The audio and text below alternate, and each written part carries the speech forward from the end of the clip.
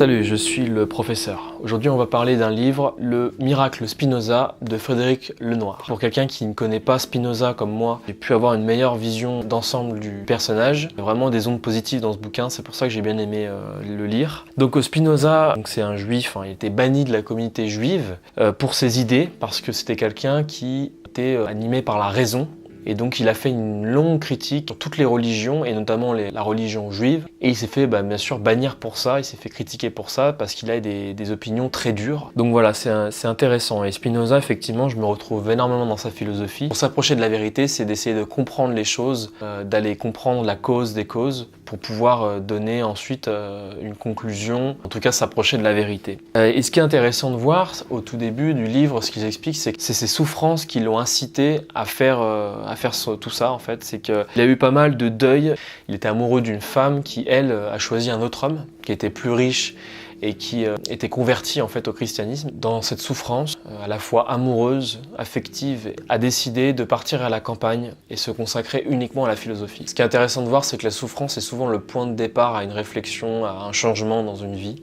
Donc il part à la campagne pour aller s'isoler. On apprend que son existence est sobre, sans être privé de tout. Il boit de la bière, fume la pipe et ne refuse rien qu'on lui offre à manger. Mais ses besoins sont limités à l'essentiel.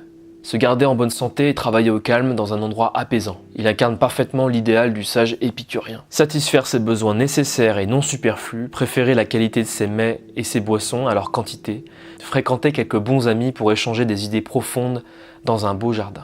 Donc toutes les religions le détestent parce qu'il a vraiment remis absolument tout en cause. Il y a une lecture de la religion qui est très pragmatique et super intéressante, c'est-à-dire que Dieu c'est la nature, Dieu c'est la vie, et c'est Dieu et la vie en toute chose. C'est pour ça que j'aime beaucoup cette phrase. Et pour moi c'est la lecture la plus rationnelle qu'on peut avoir de Dieu. Et donc Spinoza met bien de côté tous les miracles, soi-disant miracles qu'il a pu avoir. Pour lui c'est pas une réalité. Une autre chose qui est intéressante dans sa philosophie, c'est que pour lui, la vie est déterminée par les lois naturelles de la nature. Pour prendre un exemple concret, pour ceux qui connaissent Assassin's Creed, le jeu Assassin's Creed, quand on est dans le jeu, on est dans la matrice, on est dans l'animus, on vit en fait la vie de nos ancêtres. Sauf qu'en fait, suivant ce qu'on fait, suivant nos choix, si par exemple on meurt dans le jeu, ou si par exemple on décide de tuer des innocents dans la rue, et à terme, on est désynchronisé. Et en fait, je pense que la vision Spinoza, c'est exactement ça. C'est qu'en fait, on a notre vie qui est définie par rapport à nos principes naturels.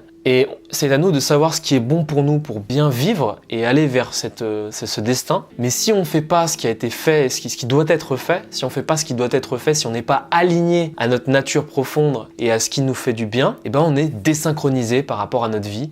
Et c'est là que on crée tout un tas de problèmes. Et ce qui est intéressant, ce qui est dit dans le bouquin, la tristesse, pour Spinoza, c'est quelque chose qui va nous empêcher en fait d'accomplir notre destin, d'accomplir ce qui est bon pour nous. Sur cette route tracée de notre destin jusqu'à la mort, la tristesse en fait va nous faire dévier notre route, on ne sera pas en harmonie. Donc voilà, c'était une petite note de lecture sur Spinoza. Peut-être que j'ai dû oublier des choses. En tout cas, si vous n'avez jamais lu Spinoza, vous n'avez jamais lu un bouquin philosophique, celui-là est très facile à lire et on sent vraiment la joie, les bonnes vibes qu'il y a dans ce bouquin, parce que l'auteur, Frédéric Lenoir, est vraiment fan de ce mec-là, et je comprends, parce que même moi, je suis complètement en accord avec ce qu'il dit. Ça me paraît très logique et à la fois très intuitif, très évident, en fait, on le ressent, et c'est simple à comprendre. Donc vraiment, Le Miracle Spinoza, très bon bouquin. Je vous mets le lien en description pour le commander si ça vous intéresse. N'hésitez pas à commenter, à me faire un retour là-dessus. C'était le professeur, et je vous dis à la prochaine. Ciao.